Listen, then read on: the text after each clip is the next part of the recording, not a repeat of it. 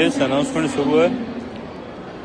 मागचे जवळपास 3.5 तास एअरपोर्टवर होतो आणि आतापर्यंत खूप चांगली सुविधा होती इंडिगोची, पण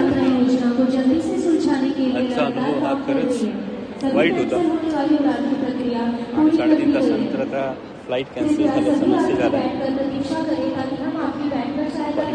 एअरपोर्टवर एवढा वेळ खरं तर घालवला आणि निवांतपणे लिहायला वेळ मिळाला. फ्लाईट कॅन्सल झाली असं मनस्ताप आहे, पण होऊ दिला नाही तर जास्त बरा पडतो. जय श्री. म्हणजे फ्लाईट कॅन्सलेशन नंतर खरं तर आता बाहेर जायच्यासाठी ऑनलाईन बोर्डिंग पास, ऑनलाईन इंडियाची गंमत आहे.